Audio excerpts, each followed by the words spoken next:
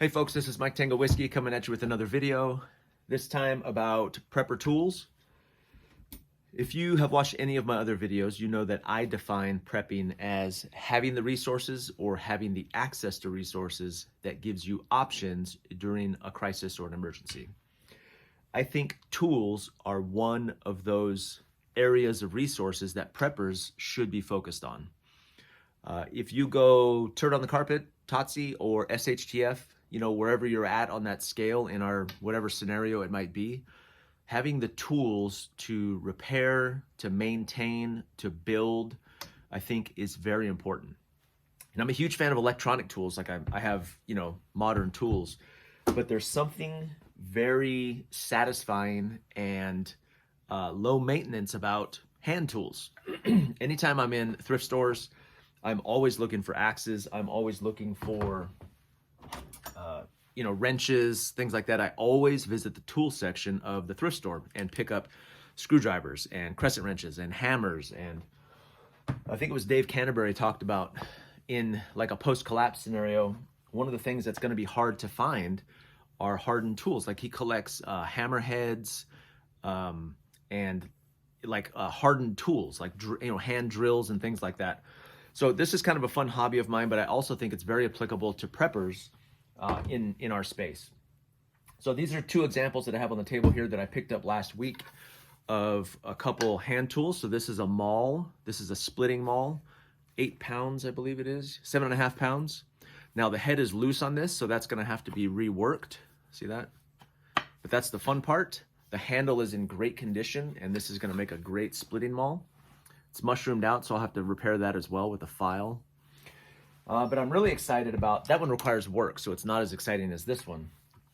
This is a sledgehammer. Now, I have a sledgehammer, but it's a modern one, and modern ones aren't as cool as vintage ones. So I found this one in the same store right next to that guy, but what attracted me about this one was that the head is still solid. There's no wiggle, there's no looseness, there's no nothing. So that is an original hang on that sledge head, and that's an original handle. So what I'd like to do today is just to show you very quickly. This one was going to require almost no work, so I'm going to clean this head up with a wire wheel, and then I'm going to do a light sanding on this handle and recoat it with some boiled linseed oil. And I'm going to show you how beautiful and how useful this tool can be. I mean, this is probably 50 years old, maybe older, and it's probably going to last me or my children another 50 years. So I'm going to change the camera angle here and then show you what I'm going to do to this guy. Now, I'm going to be doing another video on the tools to refurbish an axe or to hang a head. But I like this one because all this is kind of a reconditioning. I don't have to do much to this. I do clamp it up in a vise with a piece of leather so I don't chew up the handle on it.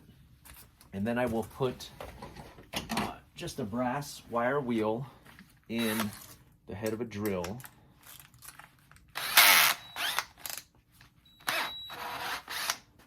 Wear eye protection, right? Now, in reality, this isn't rusted. And a lot of times when you find vintage metal tools, you could hit them with a light wire wheel, a wire brush, maybe to clean some of the surface rust on.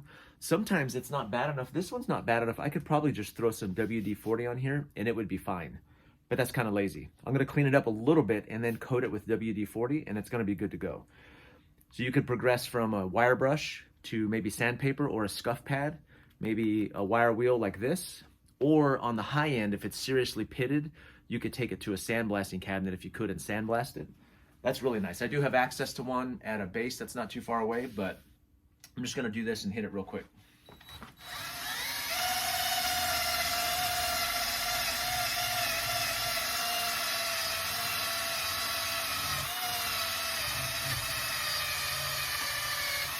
Here, my battery's getting low.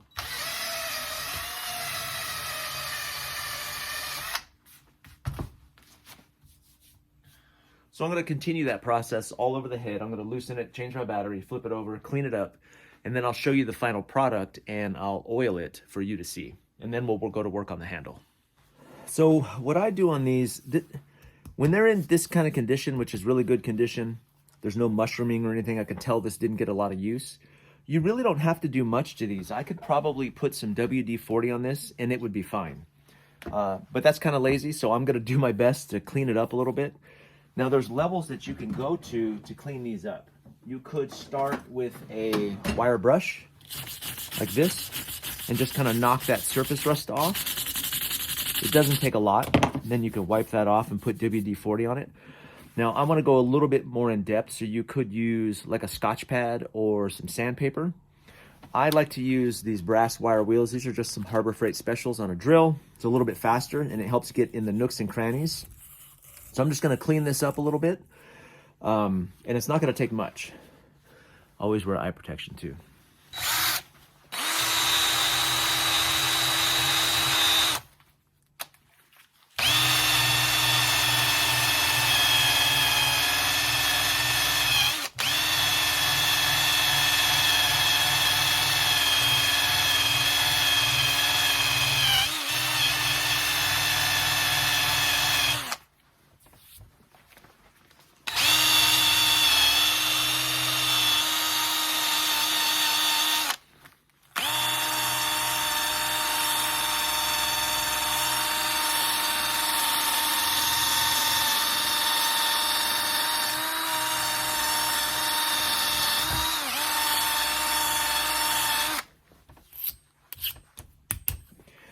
Also, in the vise, if you do have something to hold it, sometimes I can use, you can use clamps kind of to hold it to a table. I use these quite a bit when I'm working on axes. But if you do put it in a vise, make sure you use a cloth or a piece of leather of some sort to help protect the handle so the teeth, the jaws of the vise don't mar up the handle or crack the handle, especially on the vintage ones. So I'm going to continue this process around the head, and then I'm going to show you the finished product before I oil it, and then we'll move on to the handle. Okay, so I have cleaned up this head with a wire wheel. Let me say something too at this point about patina. So older axes inevitably, or older metal tools, will inevitably develop like a patina. And with the wire wheel, the reason I like the wire wheel is because it allows you to clean off the rust, most of it, and then leave some of that patina. I think the patina is beautiful. I think it adds character. If you were to sandblast this, it would completely take that patina off. So this old, and even in some cases, you can leave some of the paint on, which I also think is kind of sexy. So when I clean this up with a wire wheel, I'm gonna go light on the painted areas because I wanna try and leave some of that faded paint because I think it looks really, really nice. So on this one, there is a little bit of patina, so I didn't go too deep or too in depth, just kind of knocked some of that surface rust off. And now I'm just going to take some WD-40 and coat it.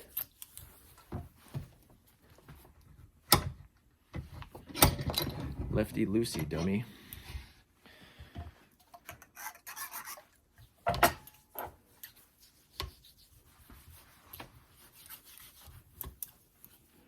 And you can see how what that does is it helps to bring out some of that kind of natural. Too much WD-40 is never a bad thing, right? I love the smell, I love the look. So that's gonna protect and preserve that head. Like I said, this one is in really good shape. You can tell it was barely used. I mean, there's just very light marks on it. So this one's in really great shape. But I'm gonna leave that just like that. And now we are going to move on to the handle. So the same thing applies. Now, I am not a collector, okay? Some guys collect these and they wouldn't even hit that with a wire wheel because the patina is so precious. I like tools that are usable. I want functioning tools that are also beautiful, so I don't care as much, but I do like the look of it. So with the handle, it's the same principle. You don't wanna sand this all the way down through to get this patina off. This years of wear and weathering and usage and dirt and oil from the hands gives it a really beautiful look once it's oiled, and I'm gonna show you that. So you don't wanna take too much of this off. I hit this with maybe like a 180, very lightly, just to kind of knock some of the light dirt off, and then I'll re-oil it and you'll see how beautiful that's gonna clean up. So give me 1 minute. Okay, so I lowered the camera a little bit to get a better angle on this, just to show you. So this is the original patina on here. This is 150 grit.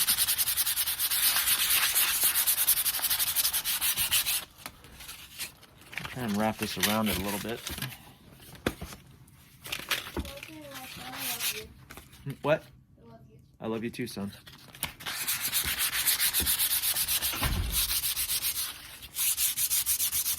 So, I'm going to try and show you the difference here.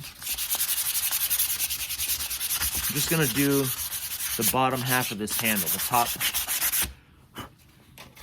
the lower end of this top half, and show you the difference. You can kind of see the line right there where I stopped sanding, and then the original. I'm going to put some linseed oil on here. This is the best part of making axes, is oiling the handle or the head. Oh, that smell too. Reminds me of shop class. Look at this. You want to leave all those marks and all that grain on there. And there's some old guidance, and I'll talk about this when I do my axe video, but what the old timers say is when you oil an axe handle, what you do is you oil it once a day for a week, once a week for a month, and then once a month for a year or something like that. I think that's the way it goes. Look at this. Look how gorgeous that is. Old handles are my absolute favorite. See if I can show you the difference there. Let me wipe off the shine too, so it's not. Look at that. See the grain on there? Look how beautiful that is, and the difference between. This is old and dusty, and now all I did was hit. Now, if I oil this, you might get a similar look, but I like to clean it up just a little bit because what those sanded highlights do is it gives it some contrast. So it's really nice. Look at that. Gorgeous. So I'm gonna finish this guy up. I'm gonna probably re-oil the head, finish the handle, and then show you the final product here in a couple minutes. I realized I couldn't not let you guys see the best part. So head is cleaned up, oiled, handles all sanded. It's almost like the big reveal. Let's see if I can get this. Put big drops on here. The top.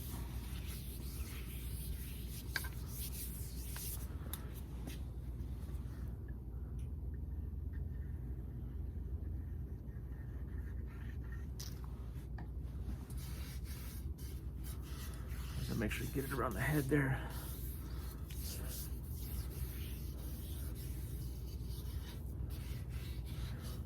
And linseed oil can be used on the head too. I find that over time though it gets kind of sticky.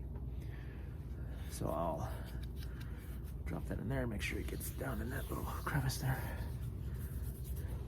And also putting linseed oil on the head sometimes can swell the wood a little bit to create a tighter fit.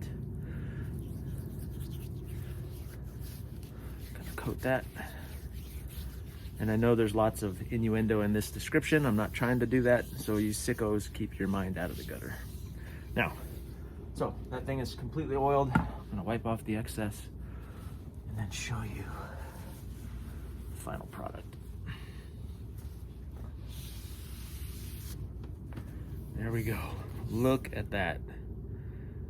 Look how beautiful that is. Man, that is a nice sledgehammer.